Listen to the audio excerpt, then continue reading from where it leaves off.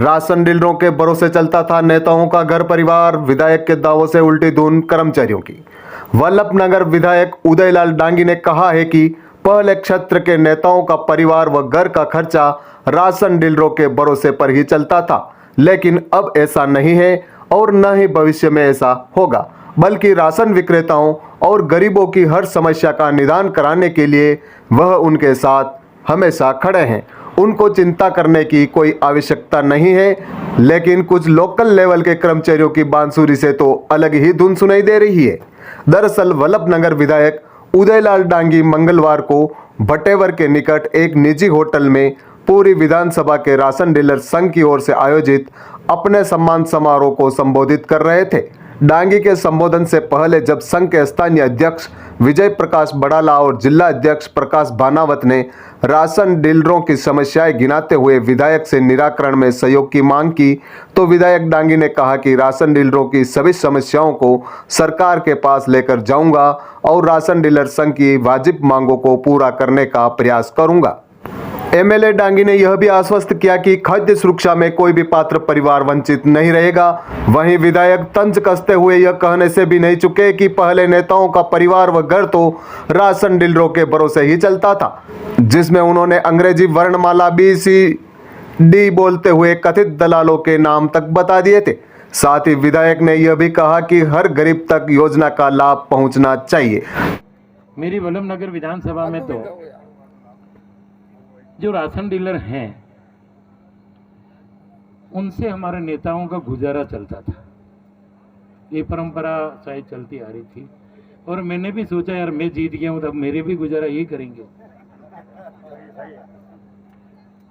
जब मैंने इनके बारे में सोचा यार कि राशन डीलर मेरे पास क्यों नहीं आ रहे हैं, तो इनकी मजबूरी थी। आपने सही कहा कि इनको यहाँ एक विरासत की राजनीति भी रही, परंपरा भी रही और इनको भी डर था कि यार एक तो काश्तकार है हमारी तरह, एक गांव का, ये जीते या नहीं जीते, हम इनसे दुश्मनी मोल क्यों ले। विचारधारा मेरे प्रति हो सकती है, वोट मुझे दिया होगा, हमारी पार्टी को दिया होगा, पर डर गया। मुझे भी था साला 100 राशन डीलर में से एक भी मुझसे मिलने क्यों नहीं आया। थी मेरे अंदर भी टच थी, पर धीरे धीरे जब मेरा मिलना हुआ, कुछ राशन डीलरों से मैं मिला और उनके बारे में सोचा, मैंने कहा यार ये तो एक सेवा कर रहे हैं और आखिर में सेवा कर रहे हैं। जब बड़ाला जी मिले मुझे, मैंने बड़ाला जी को भी कहा, तो बड़ाला जी ने इनकी पूरी गाथा सुनाई और मुझे भी थोड़ा था कि राशन डीलर से ज़्यादा तो उदयपुर से एक ट्रक आपके दुकान पे सामान लाती है वो ज़्यादा कमा लेता है, क्योंकि ट्रक वाला बार रवाना होता है और रास्ते में थोड़ी देर खड़ी कर देता है कि गर्म हो गया इंजन या तेल खत्म हो गया। तो हमने कभी देखा कि यार तेल यहाँ से इतनी की देर में इंजन गर्म नहीं हुआ है, उन बोरियों में से थोड़े थोड़े दाने बिखेरे कैसे, उसका भी भार आपके ऊपर पड़ता है, ये भी तय है। और मैंने ये भी बहुत पहले सुना कि जब हम बिंडर जाते थे तो कि क्रय विक्रय के बाद BDC करके एक बोर्ड लगा करता था, ये 3 चैनलों का ही घर चलता है यहाँ से। तो एक तो स्वर्गीय हो गए बाबूलाल जी नागौरी, एक चुनीलाल जी आहिर साहब अपने धन जी के रिश्तेदार भी है, और एक हमारे देवीलाल जी जाट साहब जो प्रधान भी रहे। तीनों ने भी आपके राशन डीलर को बढ़िया सही तरीके से चलाया, ये सब जानते हैं। मैं बुराई थोड़ी कर रहा हूँ, अच्छा चलाया कह रहा हूँ। ये सब भार आप लोगों पे था। मगर मैं ये कहता हूँ भंवर जी, जब मैं चुनाव जीता, मैं राशन डीलर को शकल से नहीं जानता कि राशन डीलर है।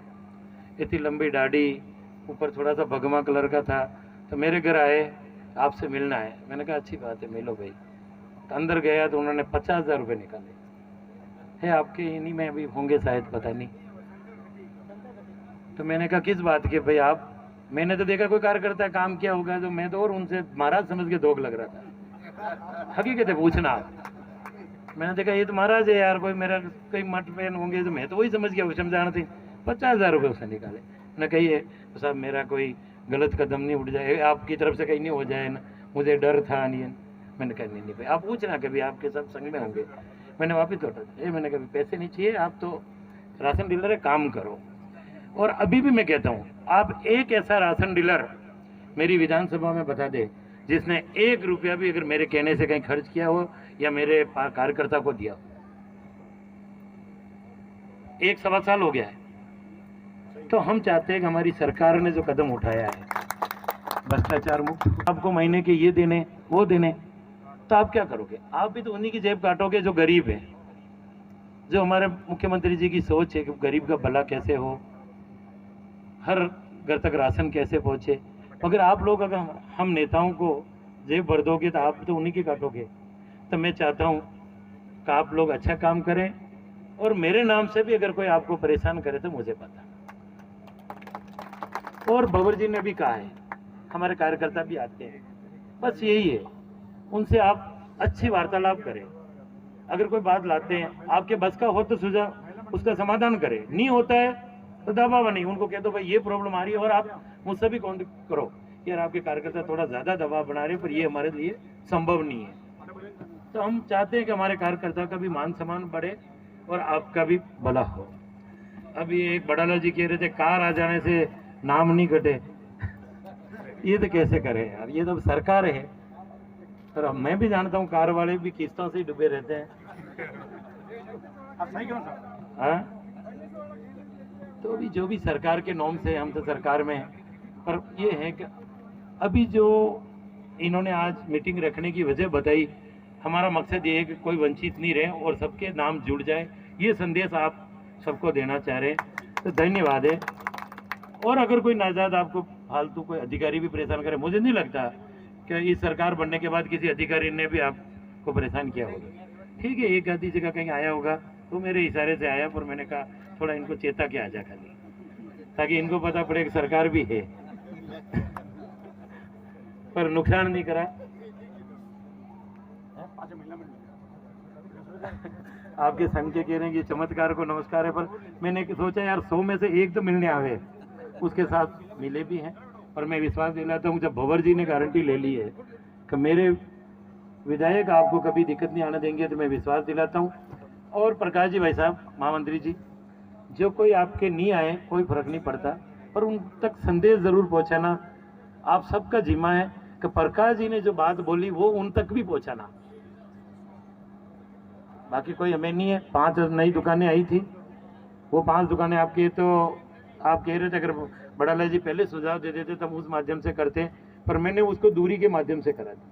जैसे नाडिया खेड़ी मूडिया दूर पड़ता है, एक मेरे यहाँ में राजपुरा और आसावरा, ये थोड़ा आने में 2, ऐसे करके कोई 5 दुकानें हमने, एक आधी कुराबड़ में भी है और भी आएगी।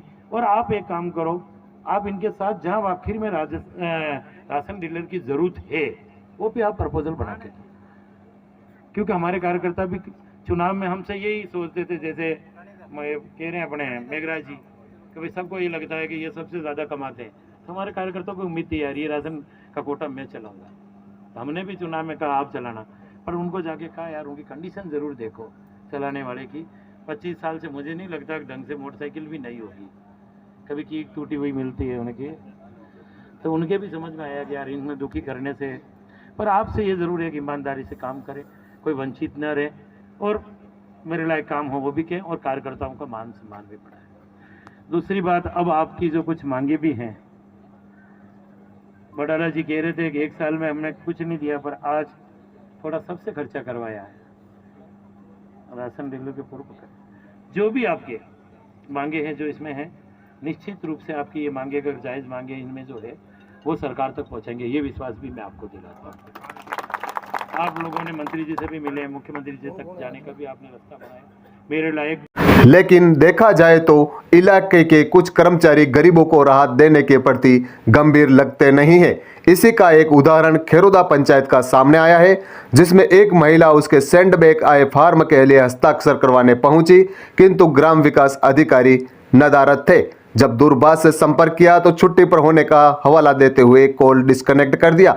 जब संवाददाता ने ग्राम विकास अधिकारी से जानकारी लेनी चाहिए तो ग्राम विकास अधिकारी ने बताया कि वह किसी भी सेंडबैग फॉर्म पर हस्ताक्षर अथवा रिपोर्ट नहीं करेगा जब तक उपखंड कार्यालय से उसके पास फॉर्म नहीं आएगा।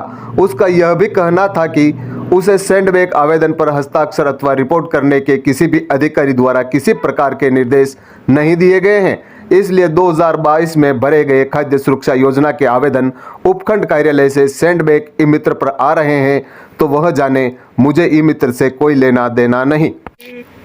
खैर, लेकिन क्या उन्हें यह भी नहीं पता कि ई मित्र पर जनता के ही काम होते हैं और सरकार ने ही उन्हें करने के लिए अधिकृत किया है, और जब तक सैंडबैग आए आवेदन पर कमियों की पूर्ति कर आवश्यक दस्तावेज के साथ रीसबमिट नहीं किया जाएगा, तब तक उस पर कार्रवाई होना कतई संभव नहीं है। इस वाकये से ऐसा लगता है कि विधायक जी के सुर से ग्राम विकास अधिकारी बांसुरी की अलग ही धुन निकल रही है। सपना हूं, मैंने उदयपुर में एक घोषणा की थी, हम डीलर भटकते फिरते हैं, ऑफिस में बैठने के लिए हमारे लिए जगह नहीं है। उदयपुर का जिले का प्रत्येक राशन डीलर उस कार्यालय में जाता है। आप विभाग के जिला रसद अधिकारी महोदय से और कलेक्टर साहब से बातचीत करके एक ऑफिस कार्यालय हमें दे, हम भी वहां बैठेंगे। मान लो हमें जगह दिलाएंगे, कमरा बनाने का पैसा आप देंगे, कमरा बनाने का पैसा आप मत देना, कमरा बनाने की व्यवस्था मैंने जिले के प्रत्येक राशन डीलर का काम किया है, हम लगाएंगे, नाम आपका लगाएंगे, ये व्यवस्था हमें दें। दूसरा मेरा आपसे उपभोक्ता, आज उपभोक्ता के बारे में बोलो, पहला व्यक्ति है हूं मैं राजस्थान में संघ का। आज उपभोक्ता राज्य सरकार ने जो योजना चलाई है, हम राज्य सरकार की योजनाओं के अंतर्गत आते हैं। ये सब जो मेहमान मेरे आए हैं, गांव गांव जानी जानी के लोगों की बात जानते हैं। तथा विधायक साहब, अपनी विधानसभा का मामला है, मैंने आप उदयपुर में घर पे भी बताया, तो मेरी इच्छा है कि नाम कम कटे और 1 लाख को 5 लाख का आदेश करवाए राज्य सरकार से, तो राजस्थान में शेर का नाम होगा। और मुझे आप बुद्धे बुलाए, मैं बुद्धे का होशियार हूं। मैंने व्यवसाय छोड़ दिया सेवा के लिए, मैं निःशुल्क निवास सेवा करता हूं। दूसरा, माननीय विधायक साहब, 11 मांगे हैं मेरी, घोषणा तो करनी ही पड़ेगी आपको। आपके साथ प्रकाश जी हैं, वो धीरे धीरे कागज बना के लाएंगे और अपन सब विधायकों साहब को इकट्ठा करके इस काम को करेंगे। माननीय विधायक साहब, राशन कार्ड राशन डीलर के 30 क्विंटल माल आता है, उसके किराए भी नहीं जमा होता है, उसका घर गुजारा भी नहीं चलता है। राज्य सरकार का आदेश है कि 500 राशन कार्ड राशन की दुकान पे होने चाहिए। मेरी तहसील में 6 राशन डीलर है जिनकी 30 क्विंटल 40 क्विंटल माल आता है, दुकानें रिक्त पड़ी हुई है। उन रिक्त दुकानों को मर्ज करके उक्त दुकान में मिलान किया जाए, क्योंकि दुकानें जब वैकेंसी निकलती है स्टे जाता है, अपना काम भी सही हो जाए, अपना स्टे लाने वाला भी नहीं मिले और इनको सामान्यीकरण करवाया जाए। आप नई दुकानें 5 खोल रहे हैं, बहुत बढ़िया काम कर रहे हैं, बहुत अच्छा। आपके समझ में नहीं आया मुझे बुलाना, मैं अपना सुझाव बताऊंगा। जहाँ अधिक माल आता है वहां करिए आप, उसके टुकड़े करिए आप, लेकिन ऐसा नहीं हो कि बड़ा क्षेत्र हो छोटा क्षेत्र हो उसके टुकड़े कर दे। माननीय विधायक साहब, आप बहुत ही समय ले रहा हूं, लेकिन मेरी आत्मा की बात आपके सामने मैं जिले में उठाऊंगा। तो माननीय विधायक साहब, अब मैं आपको क्या कहूं, एक हमारे मशीन जो कांटे जो है, जिसकी मशीन जो है IAS वेंटिलेटर कटौती बंद कर रखी है हमारी, उसको कटौती बंद करें। तथा हमारे 2% राशन डीलर को छिजत दिलावें, राशन की दुकान पर राशन कार्ड के यूनिट का समीकरण करावें तथा खाद्य शिक्षा से सूची के नाम जुड़वाने हेतु कराने का कार्य राशन डीलर जोड़कर एजेंसी। माने जो विधायक साहब, एक जन देखना मेरे सामने, मैं बता रहा हूँ बहुत जानकारी आपको, आपके आए और मेहमानों को जानकारी दे दें आप। माननीय एचएम साहब बल्लभनगर, मैं कल कार्ड देने गया था, उन्होंने कहा बड़ा लची एक काम आप करो यार, घर घर प्रचार कराओ, घर घर राशन कार्ड में नए नाम जुड़ रहे हैं। आप जो भाषण सुनने वाले राशन डीलर और जो उपभोक्ता मंच पे आए हैं, विधायक साहब का नाम भी होगा और राशन कार्ड का कुछ समय बाकी है जुड़ने का, उसको जुड़वाइए और अपने गांव में प्रचार करिए। आज का मीटिंग का मेन मुद्दा आज यही रहेगा। मैं आपको बहुत बढ़िया बात बता रहा हूँ, मृतक राशन डीलर, मेरा राशन डीलर मर गया है साहब, ये तो बहुत आसानी सरकार का नियम है।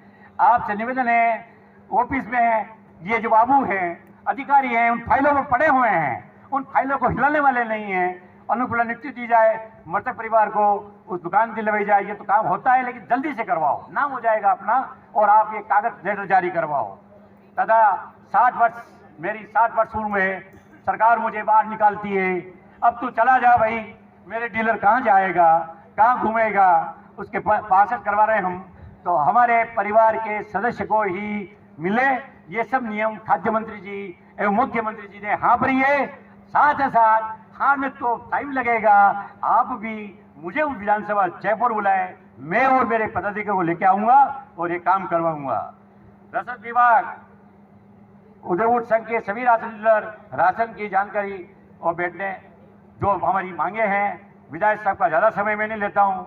मैं मेरे दिल से, मेरे मन से, और मैं कह रहा हूं, मैं किराए मकान पे रहता हूं, लेकिन मेरे मकान बनाने वाले मकान बना रहे हैं। मैंने जो निस्वार्थ सेवा की जांच कर ले, मेरे पे एक भी आरोप नहीं लगा कि मेरे मकान का उद्घाटन आप करें।